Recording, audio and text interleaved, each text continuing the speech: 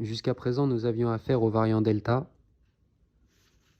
À présent, c'est le variant Omicron qui pose le plus de problèmes. Et c'est très intéressant de constater que le variant Delta correspond à un triangle et que le variant Omicron, qui veut dire œil ou AI en phénicien, et qui est aussi la 15e lettre de l'alphabet grec. Le chiffre 15 en tarologie, c'est la carte du diable. Je commence à comprendre d'où nous sort la fameuse phrase de Macron sur la bête de l'avènement. Et c'est intéressant de constater dans quelle génération nous sommes.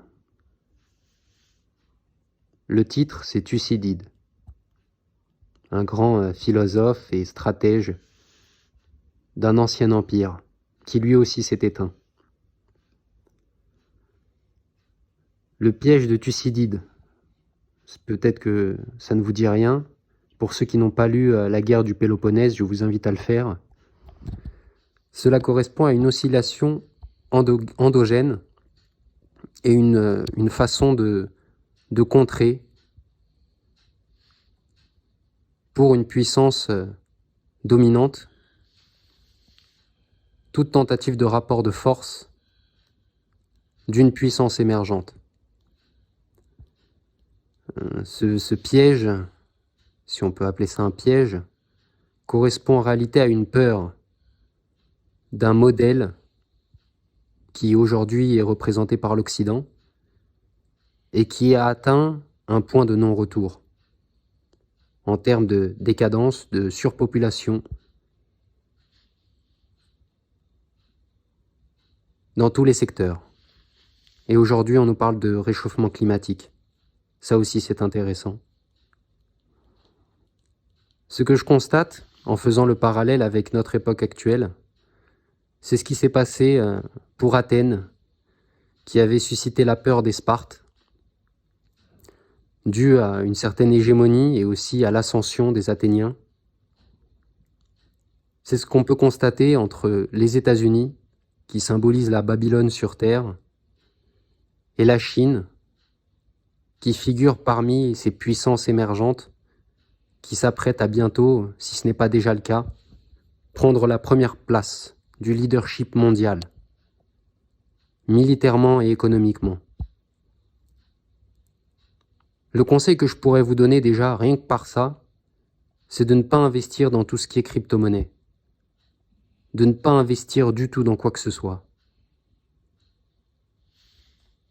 Et si vous souhaitez vous enrichir, ce qui est palpable, ce qui est matériellement, physiquement présent, c'est ce qui vous aidera plus. Le piège de Thucydide, c'est aussi de céder à la tentation. Parce que tout empire a son apogée et forcément son déclin. Mais il faut l'accepter et ça, c'est difficile. Pour la bête qui nous gouverne, c'est inacceptable. C'est même une question de vie ou de mort. Donc, il est normal que cette puissance passe à l'attaque. De quelque manière que ce soit, si ce soit militaire, mais aussi bactériologique.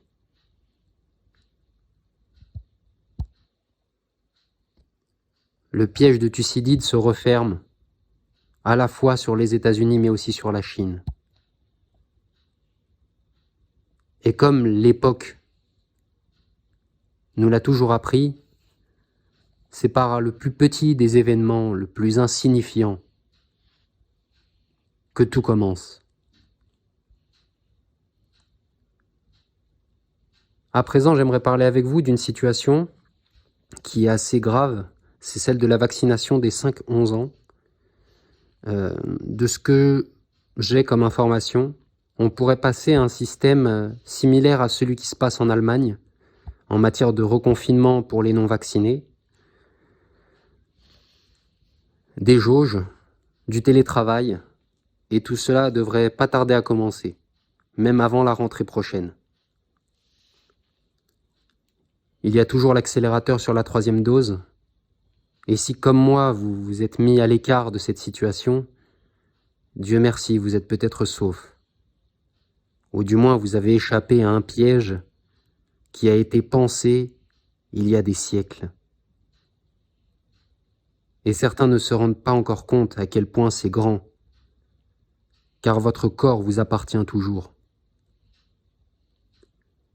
Certains m'ont dit que ce serait le point de non-retour, mais je ne pense pas. C'est peut-être un événement, un élément déclencheur, assez anodin, ça pourrait correspondre. Le mois de janvier-février 2022 sera très intéressant.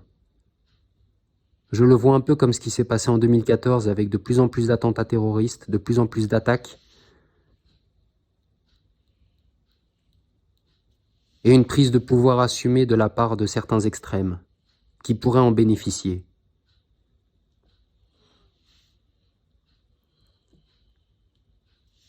Le point de non-retour, je pense qu'on l'a déjà atteint. Il suffit d'attendre quelques générations et tout le monde sera vacciné depuis le ventre de sa mère. Si c'est encore un ventre et pas une couche, une sorte de caisson où on pourra faire grandir des enfants à l'intérieur. Puisqu'on est dans le meilleur des mondes, allons jusqu'au bout. Et vaccinons les nourrissons, vaccinons tout le monde. Mais ils ne peuvent pas imposer cette vaccination, ils le savent. Le seul message à garder, c'est de rester fort, de ne pas investir dans tout ce qui est du vent et qui correspondrait à de la spéculation. L'avenir, vous ne savez pas. On ne le maîtrise pas. Le temps passe, c'est certain. À nous de cheminer vers plus de spiritualité, plus d'introspection, et faire ressortir toujours les meilleures valeurs et les meilleurs principes pour soi et pour les autres. Je pense que c'est le plus important à l'heure actuelle. Ne pas bouger, ne pas trop chercher à fantasmer comme le font les jeunes aujourd'hui, et rester bien les pieds sur terre. Je suis désolé de vous le dire, mais le pire, il arrive.